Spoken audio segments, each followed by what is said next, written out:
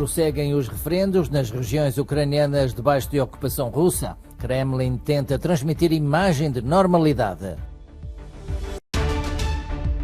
Manifestantes em Teherão gritam palavras de apoio ao regime. Corpos das vítimas do naufrágio ao largo da Síria chegam a Trípoli, no Líbano. Pressão migratória na Bulgária. Autoridades declaram estado de emergência parcial em localidades perto da fronteira com a Turquia.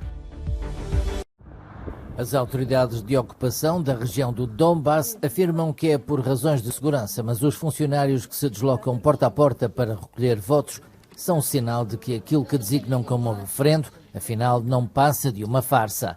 Em Mariupol e Donetsk, a televisão russa filmou estas imagens para transmitir uma sensação de normalidade. Mas a realidade está mais próxima da situação que se vive em Zaporíjia, cuja parte sob ocupação russa também foi a votos. Os contínuos bombardeamentos pela artilharia russa arrasam o lado ucraniano. A central nuclear está longe de estar fora de perigo. O presidente ucraniano afirma que o mundo irá condenar inequivocamente os chamados pseudo-referendos, assim como a mobilização criminosa que os ocupantes estão atualmente a levar a cabo na Crimeia e em outras partes do país. A Rússia, entretanto, aguarda pelos resultados dos pseudo-referendos antes de iniciar a anexação dos territórios ocupados. Os Estados Unidos reagiram com a ameaça de imposição de mais sanções, caso tal venha a acontecer. No terreno, o Kremlin difunde imagens de cidadãos felizes ao alistarem-se para a guerra, em contraste com o que é visto nas redes sociais. E igualmente em contraste com locais como este na fronteira terrestre entre a Geórgia e a Rússia. Este cidadão russo residente em Stavropol afirma que as pessoas que ele conhece estão em pânico. Muitas não sabem o que fazer. Ele afirma que mais de 70% da população não tem passaporte. Desde que o presidente russo anunciou a mobilização, que os bilhetes para sair do país se esgotaram ou aumentaram de preço em flecha. Centenas de apoiantes do regime iraniano desceram às ruas da capital, Teherão, na sexta-feira para mostrarem apoio aos líderes do regime e ao véu obrigatório para as mulheres. Os manifestantes apelaram para que todos aqueles que se manifestassem contra o véu para que fossem executados. Num discurso difundido pela televisão, o presidente iraniano acusou os manifestantes de quererem montar uma onda de motins e distúrbios. Ebrahim Raisi afirma que está preparado para ouvir comentários justos, mas não pode tolerar anarquia ou ameaças à segurança nacional e das pessoas em geral. Entretanto, após uma semana de manifestações sobre a morte da jovem Mahsa Amini, o número de mortes ascendeu a 35, de acordo com fontes oficiais. Em Bruxelas, dezenas de iranianos saíram às ruas para protestar, cortando o cabelo e deitando fogo a véus, em frente à embaixada iraniana. Manifestação idêntica ocorreu em frente à embaixada iraniana, na Noruega.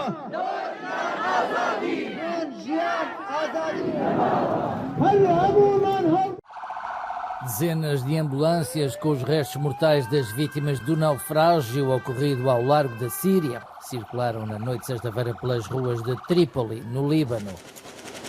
Entre as vítimas contaram-se palestinianos, sírios e libaneses, todos eles com a esperança de chegarem à ilha de Chipre.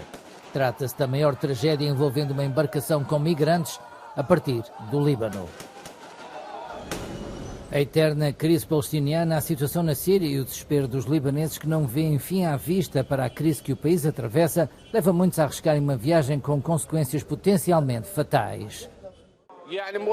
Este familiar de uma das vítimas afirma que as coisas chegaram a um ponto que as pessoas preferem morrer no mar e as viagens vão continuar a acontecer, diz ele.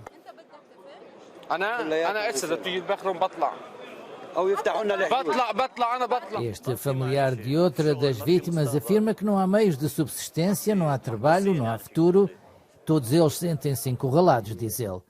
Alguns dos migrantes, cerca de 20, sobreviveram e estão a ser tratados na Síria. A Bulgária decretou o estado de emergência parcial em várias localidades perto da fronteira com a Turquia.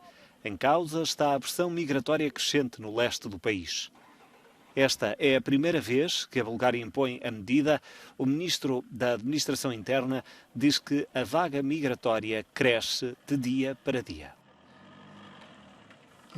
Na maior parte das vezes, cruzam a nossa fronteira com escadas que usam para pular a cerca.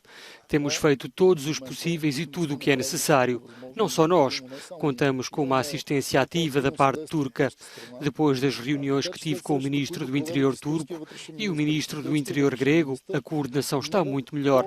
A assistência mútua entre os serviços dos diferentes países é melhor.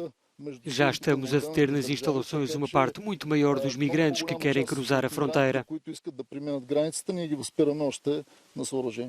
Com esta medida, as autoridades contam fazer reparações em estradas florestais que conduzem aos pontos de passagem e melhorar a coordenação com os países vizinhos. A polícia e o exército também se poderão deslocar com mais facilidade para a área. Os guardas florestais já começaram a fazer patrulhas no terreno contra a imigração ilegal. 51 milhões de eleitores italianos vão a votos este domingo. Eleições antecipadas por 8 meses na sequência da demissão de Mário Draghi em julho passado. Pela primeira vez na história, os jovens a partir dos 18 anos vão poder decidir quem se senta no Senado.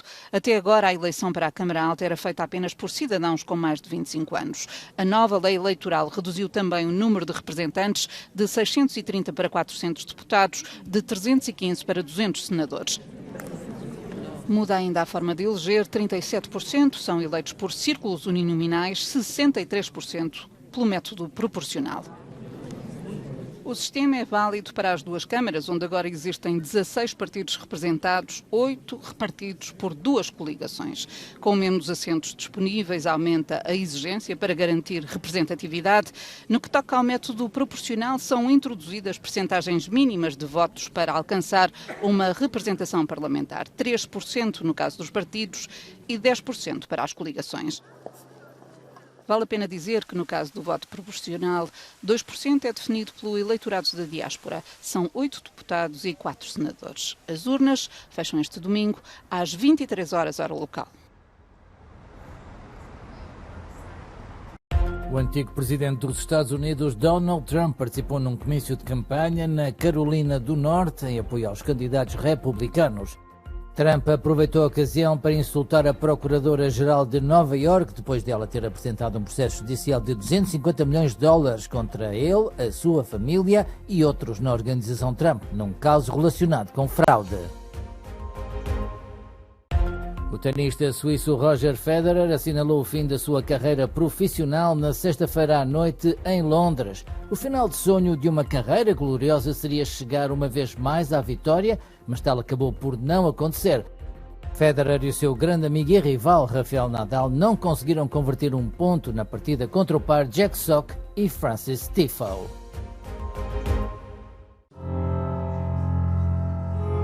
Eis algumas das sugestões culturais para esta semana na Europa. A Tate Modern, em Londres, dá destaque à artista eslovaca Maria Bartušová, que ousou fazer arte abstrata e experimental durante o regime comunista da Checoslováquia.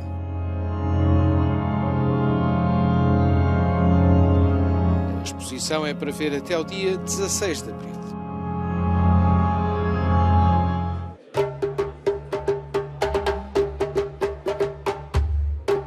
Em Berlim, no Museu Humboldt, esta é provavelmente a última oportunidade para ver os cerca de 20 mil objetos de bronze do antigo reino do Benin, muitos deles do período entre os séculos XVI a XVIII. Depois desta exposição, os objetos serão devolvidos à Nigéria segundo um acordo assinado pelos governos nigeriano e alemão.